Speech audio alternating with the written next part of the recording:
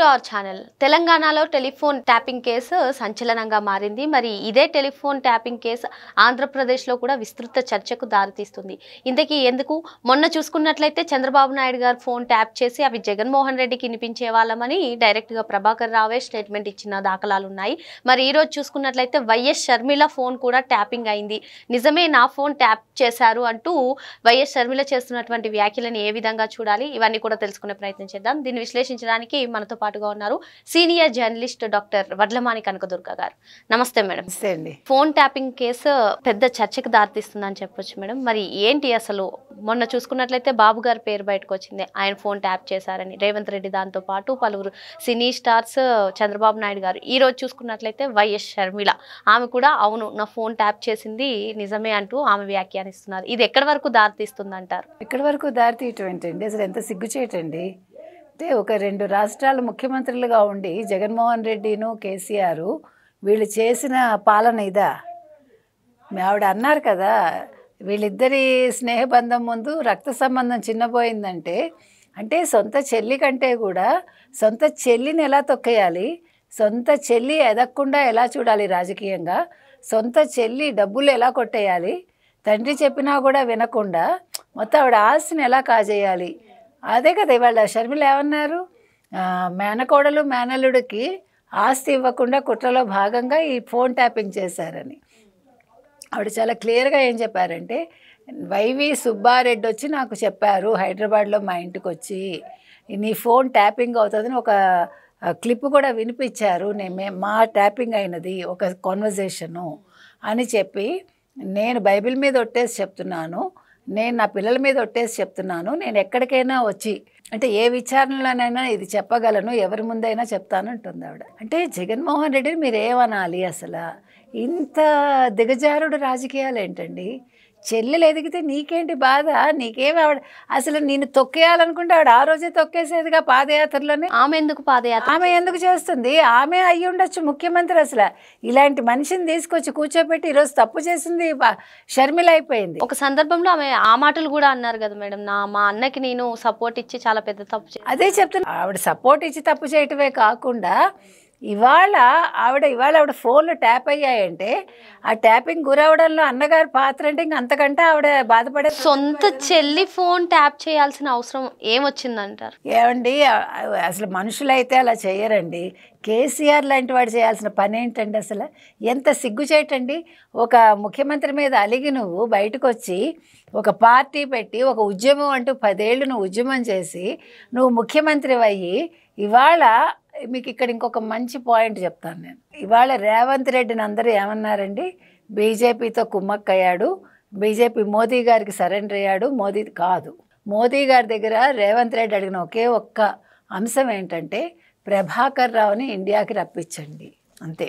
అది మోదీతో పెట్టుకున్న డీల్. ఆయన మీకు అర్థమైందా? బీజేపీతో ఆయన ఇంకేం పెట్టుకోలే. ఇవాళ అందులో భాగంగానే లేకపోతే ప్రభాకర్ రావు ఇండియాకి తిరిగి రావడం ఏంటి? వచ్చే అవకాశం ఉందా? మామూలుగా మాల్యాన్ని రప్పించారా మీరు? నీరవ్ మోదీని రప్పించారా మీరు?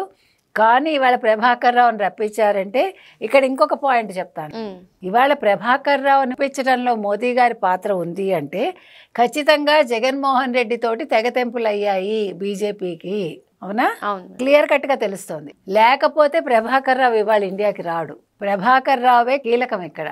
ఇప్పుడు ఖచ్చితంగా నెక్స్ట్ కేసీఆర్ చెప్పే చేశాము, జగన్మోహన్ రెడ్డి చెప్పే చేశాము అనేది మాట బయటకు వస్తుంది.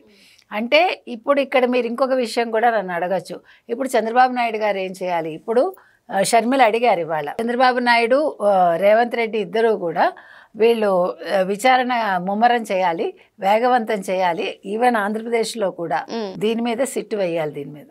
ఎందుకంటే ఈ ఫోన్ ట్యాపింగ్ అనేది చిన్న విషయం కాదండి. ఇది చాలా పెద్ద నేరం, ఆర్థిక నేరం కంటే ఎక్కువ ఇది చెప్పాలంటే. ఎందుకంటే వ్యక్తిగతంగా నేనేం మాట్లాడానో మీరు రికార్డ్ చేయటం అనేది దానంత నేరం కుట్ర ఇంకోట్లేదు. కాబట్టి ఇవాళ ఈయనెవరు కేసీఆర్ మరి ఇప్పుడు కూతురు ఫోన్లు కూడా ట్యాప్ చేయించాడా? ఇదొక సందేహం వస్తుంది. కవిత ఫోన్లు కూడా ట్యాప్ అయ్యాయి. ఏంటి మేడం, ముఖ్యమంత్రులుగా సొంత కూతురు సొంత చెల్లి ఫోన్ ట్యాప్ చేయాల్సినటువంటి పరిస్థితి ఏమండి, భువనేశ్వరి గారు చేయించారు, బ్రాహ్మణికి ఏం సంబంధం అండి? బ్రాహ్మణి ఫోన్ ట్యాపింగ్ చేయించారు, ఇంతకంటే నికృష్టం ఏమైనా ఉందండి? వీళ్ళు మనుషులండి అసలు. రాజకీయాలు ఎక్కడి నుంచి ఎక్కడికి రాజకీయం చేయండి అమ్మా, రాజకీయం అంటే ఇది కాదు కదా. నువ్వు ముఖ్యమంత్రి అందుకే అవ్వలేదు. మళ్ళా కేసీఆర్ రాలేదు, మళ్ళీ జగన్మోహన్ రెడ్డి రాలేదు. నాకేంటి అనుకున్నాడు కేసీఆర్, 3వ సారి హ్యాట్రిక్ సాధిస్తానని. జనాలు అందుకే కదా బాగా పెట్టారు. ఇప్పుడు నెక్స్ట్ కూడా మళ్ళీ రేవంత్ రెడ్డి అయినా మీరు ఆశ్చర్యపోకండి. మళ్ళీ ముఖ్యమంత్రి రేవంత్ రెడ్డి ఇక్కడ, మళ్ళీ అక్కడ చంద్రబాబు నాయుడు గారే ముఖ్యమంత్రి అవుతారని రాసిస్తాయి వాళ్ళ. ఈ విషయంలో వీళ్ళు పట్టుబట్టి దీన్ని ఇప్పుడు రేవంత్ రెడ్డి ఎంత మొండిగా దీంట్లో వెళ్ళి చేశారో అదేవిధంగా చంద్రబాబు నాయుడు గారు కూడా చెయ్యాలి. ఎందుకంటే తన సొంత భార్య, తన సొంత కోడలు కూడా వాళ్ళ ఫోన్లు కూడా ట్యాప్ అయ్యాయి. లోకేష్ ఎలాగా అయింది, కానీ ఆడవాళ్ళ ఫోన్లు ట్యాప్ చేయడం మించిన దరిద్రం ఇంకోటి లేదండి. అదేవిధంగా పవన్ కళ్యాణ్ భారతి కూడా చేసి ఉండొచ్చు, మనకు తెలీదు. కాబట్టి ఇవాళ షర్మిల గారు చెప్పినట్టు వైవి సుబ్బారెడ్డి ఇవాళ మాట్లాడతాడా? వైవి సుబ్బారెడ్డి ఈరోజు ఒప్పుకోకపోవచ్చు అంది ఆవిడ. ఆ మాట కూడా చెప్పారు ఆవిడ. కాబట్టి వైవి సుబ్బారెడ్డి మనిషి అయితే ఒప్పుకుంటాడు, మనిషి కాకపోతే ఒప్పుకోడు. వైవి సుబ్బారెడ్డి హైదరాబాద్లో మా ఇంటికి వచ్చి చెప్పారు అని ఆవిడ క్లియర్ కట్గా చెప్పారు. కాబట్టి ఇప్పుడు వైవి సుబ్బారెడ్డికి అన్ని నిజాలు తెలుస్తాయి. కాబట్టి సిట్టు వేసి వైవి సుబ్బారెడ్డిని విచారించండి. జగన్మోహన్ రెడ్డిని ఎలాగ విచారిస్తారు, కానీ ఇన్క్లూడ్ వైవి సుబ్బారెడ్డి పేరు. ఎందుకంటే ఆయన చెప్పారు అని ఆవిడ చెప్పారు కాబట్టి ఆయనకు అన్నీ తెలుస్తాయి. ఎందుకంటే ఒక ట్యాపింగ్ చేసిన ఒక కాన్వర్జేషన్ ఆయన వినిపించారు అంటే ఆయనకు చాలా తెలిసి ఉండొచ్చు. ఎందుకంటే వైవి సుబ్బారెడ్డి మొన్నటి వరకు జగన్మోహన్ రెడ్డితోటే కదా పనిచేశారు. ఇప్పుడు వైవి సుబ్బారెడ్డిని తీసుకెళ్లే కదా టీటీడీ చైర్మన్ చేశాడు ఆయన. కాబట్టి ఖచ్చితంగా ఇన్ అండ్ అవుట్ వాళ్ళకి తెలుసండి. ఇదంతా కూడా 18, 19లో జరిగాయి ఇవన్నీ. అంటే ఎన్ని సంవత్సరాలు పట్టింది తెలుసుకోవటానికి. రేవంత్ రెడ్డిని ఎట్లా ఇరికిచ్చారు, వీళ్ళందరినీ ఎట్లా ఇబ్బంది పెట్టుంటారు. ఇప్పుడు ఆస్తి ఇవ్వటం కోసం ఇంత దరిద్రం చేస్తాడా? ఇవాళ మీకు హైదరాబాద్లో కోర్టు కూడా ఒక మాట అంది. అంటే కోర్టు సిగ్గుపడింది ఒక రకంగా. ఏంటంటే మీరు అన్నదమ్ములు అక్క చెల్లెళ్ళు ఆడబిడ్డలకు ఆస్తి ఇవ్వటం కోసం మీరు కోర్టులకు ఎక్కుతారా? మీరు కోర్టుకు వస్తారా? మీరు కేసు వేస్తారా? మీరు ఇంత బాగా సెటిల్ అయ్యాక వాళ్ళకి ఆస్తి ఇవ్వడానికి బాధ ఏంటి మీకు? వీటి కోసం మీరు కేసులు వేయటం ఏంటి, కోర్టులకు రావటం ఏంటి? నిజంగా బాధపడింది వాళ్ళ కోర్టు. ఇంతకంటే సిగ్గుచేటు ఏదైనా ఉందండి? అసలు మీరు నమ్మరండి, ఈ ఆస్తుల గోళలు కాదు కానీ 1 సెంటు భూమి కోసం చచ్చిపోతున్నారండి. సెంటు భూమి కోసం తల్లిదండ్రులను చంపేస్తున్నారు. ఏమైనా అర్థం ఉందండి? ఏం చేసుకుంటారు? పోనీ ఆ భూమిలో వీళ్ళు ఏమైనా ఉంటారా? ఎక్కడో పడి ఉంటాయి ఆ భూములు. ఇప్పుడు ఇంకొక పాయింట్ ఇక్కడ ఏం చెప్తానంటే అండి, నేను తల్లిదండ్రులు కూడా తమని మించి ఆస్తులు కొని పిల్లలకి ఇవ్వద్దండి. అది కూడా చెప్తా. మీరు ఉన్నంత వరకు ఎంత అనుభవించాలో అంతే ఆస్తి పెట్టుకోండి. అవసరం లేదు వీళ్ళకి సంపాదించి. అంటే మానవత్వం మృగ్యమైపోతుంది. మీకు అర్థమైందా? సో ఈ ఆస్తి అనేది వచ్చి ముఖ్యంగా భూమి అనేది, భూదాహం అనేది ఎవరినైనా కూడా మీరు కావాలంటే గమనించుకోండి. ఇవాళ మీరు ఒక 200 గజాలు కొనుక్కోండి, ఒక ఇల్లు ఇంటి కోసం. ఆ 200 గజాలు కొన్నాక ఈ 200 గజాల పక్కన ఇంకో 50 గజాలు కొంటే బాగుంటుంది అన్నట్టు. 50 కొన్నాం కదా, రేపు పొద్దున్న ఇంకో కొడుకున్నాడు కదా, వాడు వస్తాడు కదా, వాడికి పెళ్ళి అవుతుంది కదా, ఇంకో 50 గజాలు. అంటే ఈ దాహానికి అంత ఉండదు. మీకు అర్థమైందా? కాబట్టి మనిషి తన్ని మించి ఆస్తులు కూడబెట్టుకోకూడదండి.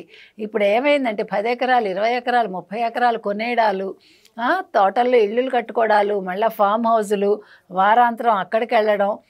ఎంజాయ్ చేయొచ్చు మనిషి, కానీ ఏది కూడా మనిషిని మించి ఉంటే అది ఎప్పుడు కూడా ముప్పేనండి. ఆ ముప్పు కొడుకుల రూపంలో రావచ్చు, కూతుళ్ళ రూపంలో రావచ్చు, కోడళ్ళ రూపంలో రావచ్చు, మనకు తెలియదు మృత్యువు ఎలా వస్తుందో. కాబట్టి మనం ప్రశాంతంగా ఉండాలంటే ఇప్పుడు ఈ ఆస్తి గోల్లోనే కదా రాజశేఖర్ రెడ్డి ఊహించలేదు ఆయన అట్లా సడన్గా చచ్చిపోతానని. లేకపోతే ఆస్తులు రాసేసి ఉంటే గొడవ ఉండేది కాదు. రాసిన దస్తావేజులు మాయం చేస్తే ఏమీ చేయలేము, అది వీలునామా మాయం చేస్తే అది కూడా ఉంటుంది. అసలు చెప్తున్నా, ఈ ఆస్తి గోల్ అనేది నయం కాదు. షర్మిలని ప్రాణాలతో ఉంచారు, ఆ పిల్లల్ని ప్రాణాలతో ఉంచారు, అది కూడా మనం సంతోషించాలి. అందుకోసమే ఆవిడ ఒక పార్టీని అంటి పెట్టుకుని ఉంటున్నారు. అంటే తన ప్రాణాలకు ముప్పు ఉంటుంది కాబట్టి. మనం చెప్తున్నది ఒకటేనండి, వాళ్ళు షర్మిల గారు అడిగిన డిమాండు నెరవేర్చాల్సిన బాధ్యత ఆంధ్రప్రదేశ్ ప్రభుత్వం మీద కూడా ఉంది. అదేవిధంగా రేవంత్ రెడ్డి గారు కూడా దీన్ని ఇంకా వేగవంతం చేసి చాలా మంచి పని చేశారు. నన్ను అడిగితే ఆయన బీజేపీతో ఒకవేళ లోపాయకారి ఒప్పందం ఇది పెట్టుకున్నా కూడా తప్పులేదు. ఇది అందరి మంచి కోసం చేసింది కాబట్టి ఇది ప్రజలకు కూడా బాగా తెలియాలి. దీని మీద బాగా డిబేట్స్ జరగాలండి ఈ అంశం మీద మాత్రం. అది నేను కోరుతున్నాను. మరో అంశంతో మళ్ళీ కలుద్దాం. Thank you madam. Thank you.